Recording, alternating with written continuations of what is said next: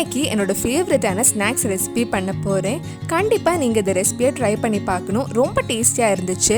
இந்த சுவையான fish cutlet ரொம்ப சிம்பிளாக ஈஸியாக எப்படி செய்கிறதுன்னு இந்த வீடியோவில் பார்க்கலாம். ஃபர்ஸ்ட் உருளைக்கிழங்கும் மீனும் தனித்தனியாக வேக வைக்கலாம்.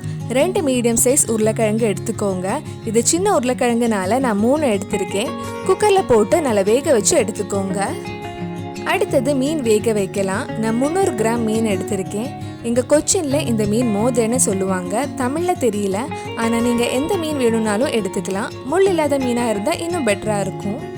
இதில் தேவையான அளவு உப்பு, 1/4 டீஸ்பூன் மஞ்சள் பொடி, 1 டீஸ்பூன் நல்ல மிளகு பொடி, 1/4 கப் தண்ணியும் சேர்த்து மூடி வச்சு வேக வைக்கலாம். ரொம்ப தண்ணி ஊற்ற வேண்டாம். மீன் வேக வைக்கும்போது மீன்ல இருந்தும் தண்ணி வரும். நல்லா மிக்ஸ் பண்ணதுக்கப்புறம் மூடி வைக்கலாம். மீன் வெந்துடுச்சு. தண்ணி ஏதாவது இருந்தால் வற்ற வச்சுக்கோங்க. மீன் ரெடி ஆயிடுச்சு. இப்போ இதை ஆஃப் பண்ணிட்டு கொஞ்சம் ஆற வைக்கலாம். அதுக்குள்ள ஃபிஷ் கட்லெட்டுக்கு தேவையான மசாலா ரெடி பண்ண போகிறேன். ஒரு கடாயில் கொஞ்சம் எண்ணெய் ஊற்றி 1 டேபிள் ஸ்பூன் சின்னதாக கட் பண்ண பூண்டு, 1 டேபிள் ஸ்பூன் சின்னதாக கட் பண்ண இஞ்சி, 2 பச்சை மிளகாய், இதெல்லாம் எவ்வளவு சின்னதாக கட் பண்ண முடியுமோ அவ்வளவு சின்னதாக கட் பண்ணிக்கோங்க. இதெல்லாம் சேர்த்து ஒரு 2 நிமிஷம் வதக்கினதுக்கு அப்புறம் சின்னதாக கட் பண்ண ஒரு பெரிய வெங்காயமும் சேர்த்து வதக்கலாம்.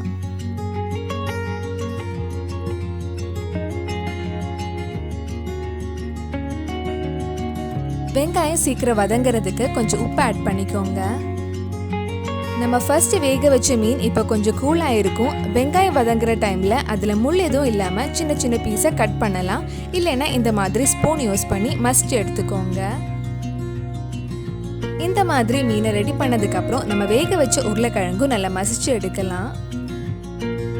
இதுக்கு முன்னாடி நம்ம சேனலில் கிளிக்கூடு, உன்னைக்காயை இந்த மாதிரி டிஃப்ரெண்ட்டான நிறைய ஸ்நாக்ஸ் ரெசிபிஸ் பண்ணியிருக்கோம். நீங்கள் இன்னும் அந்த வீடியோஸ் எல்லாம் பார்க்கலன்னா அதோட லிங்க் கீழே டிஸ்கிரிப்ஷனில் இருக்குது. அந்த வீடியோஸும் போய் பாருங்கள்.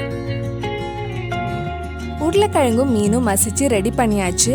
வெங்காயம் இப்போ கொஞ்சம் வதங்கி இருக்கும். ரொம்ப வதங்கணும்னு இல்லை. இந்த மாதிரி கொஞ்சம் வதங்கினதும் இதில் 1/4 டீஸ்பூன் மஞ்சள் பொடி, 1/2 டீஸ்பூன் மிளகாய் பொடி, 1 டீஸ்பூன் கரம் மசாலா, 1 டீஸ்பூன் நல்ல மிளகு பொடி, 3/4 டீஸ்பூன் மல்லிப்பொடி சேர்த்து அந்த மிளகாய் பொடி மல்லிப்பொடி பச்சை வாசனை போகிற வரைக்கும் வதக்கலாம். இப்போ நம்ம ரெடி பண்ணி வச்சிருக்கிற மீன் இதில் போட்டு ஒரு 15-20 நிமிஷம் லோ ஃப்ளேமில் நல்லா வதக்கணும். கட்லெட் பண்ணுறதுல இதுதான் ஒரு மெயினான ஒரு ஸ்டெப்பு. நம்ம வதக்கிறதுல தான் அந்த கட்லெட்டோட டேஸ்டே இருக்குது.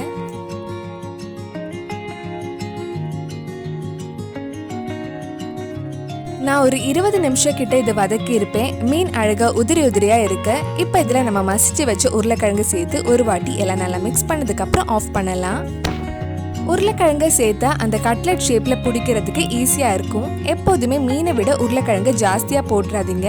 மீனை விட கம்மியாகவே போட்டுக்கோங்க. ஃபிஷ் கட்லெட்டுக்கு தேவையான மசாலா ரெடி ஆயிடுச்சு. இது கொஞ்சம் ஆறுனதுக்கப்புறம் நம்ம கட்லெட் ஷேப்பில் ரெடி பண்ணலாம். உங்களுக்கு கட்லெட் எந்த ஷேப்பில் வேணுமோ அந்த ஷேப்பில் ரெடி பண்ணிக்கோங்க. நான் ஒரு மீடியம் ரவுண்ட் ஷேப்பில் ரெடி பண்ணியிருக்கேன். நான் 300 கிராம் ஃபிஷ் எடுத்தனால 12 கட்லெட்ஸ் கிட்ட ரெடி பண்ணலாம். நீங்கள் ஒரு 1/2 கிலோ மீன் எடுக்கிறதா இருந்தால் ஒரு 25 கட்லெட் கிட்ட உங்களுக்கு கிடைக்கும்.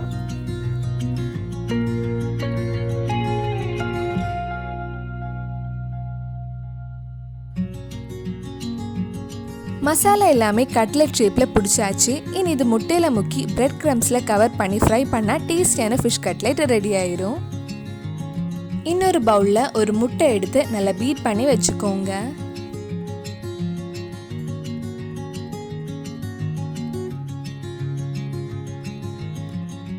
முட்டை நல்லா பீட் பண்ணதுக்கப்புறம் ஒவ்வொரு கட்லெட்டாக எடுத்து நல்லா எக் வாஷ் பண்ணி பிரெட் கிரம்ஸில் நல்லா கோட் பண்ணி எடுக்கலாம். பிரெட் கிரம்ஸ் கவர் பண்ணுறப்ப ஒரு ஸ்பூன் வச்சுக்கோங்க. முட்டையில் கவர் பண்ண அதே கை யூஸ் பண்ணால் பிரெட் கிரம்ஸ் சீக்கிரம் தண்ணி ஆகிடும். அப்புறம் கட்லெட்ஸ் நல்லா பிரெட் கிரம்ஸில் கோட் பண்ண முடியாது. இந்த மாதிரி எல்லா கட்லெட்ஸும் ரெடி பண்ணி வைக்கலாம். நீங்கள் கட்லெட் பண்ணுறப்ப இந்த மாதிரி பிரெட் கிரம்ஸில் கவர் பண்ணி வச்சுக்கோங்க. தேவைப்படும் போது சுட சுட ஃப்ரை பண்ணி சாப்பிட்லாம். ஏதாவது ஃபங்க்ஷன் இருந்தால் ஒரு நாள் முன்னாடியே இந்த மாதிரி ரெடி பண்ணி ஃப்ரிட்ஜில் வச்சுக்கோங்க. தேவைப்படும் போது சீக்கிரம் ஃப்ரை பண்ணி எடுக்கலாம். இது ஃப்ரை பண்ணுறதுக்கு ஒரு கடாயில் எண்ணெய் சூடு பண்ண வச்சுருக்கேன். எண்ணெய் சூடானதும் கட்லெட்டை ஃப்ரை பண்ணி எடுக்கலாம். நான் நிறைய கட்லெட் போடலை, ரெண்டு கட்லெட்டாக தான் போட்டு ஃப்ரை பண்ண போகிறேன். ஒரு சைடு கோல்டன் கலர் வந்ததும் மெதுவாக திருப்பி போடலாம். இந்த மாதிரி எல்லா சைடும் நல்ல கோல்டன் கலர் வந்ததும் எடுத்துடலாம். ரொம்ப டைம் ஆகாது, இதை சீக்கிரமே ஃப்ரை பண்ணி எடுக்கலாம். நம்ம டேஸ்டியான ஃபிஷ் கட்லெட் ரெடி ஆயிடுச்சு. இந்த மாதிரி மிச்சம் இருக்கிற கட்லெட்ஸும் ஃப்ரை பண்ணி எடுக்கலாம்.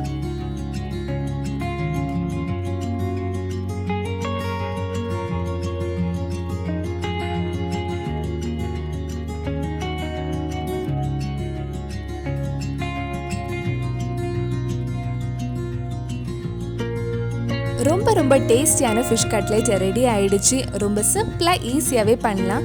கண்டிப்பாக நீங்களும் இந்த ரெசிபி உங்கள் வீட்டில் செஞ்சு பாருங்கள். பிடிச்சிருந்தா இந்த வீடியோவை லைக் பண்ணுங்கள், உங்கள் ஃப்ரெண்ட்ஸ் அண்ட் ஃபேமிலிக்கு ஷேர் பண்ணுங்கள். வேறு என்னெல்லாம் ஸ்நாக்ஸ் ரெசிபிஸ் நம்ம சேனலில் ட்ரை பண்ணலான்னு கீழே கமெண்ட் பாக்ஸில் சொல்லுங்கள். நீங்கள் இன்னும் என்னோட சேனலை சப்ஸ்கிரைப் பண்ணலைன்னா மறக்காமல் சேனலையும் சப்ஸ்கிரைப் பண்ணிடுங்க.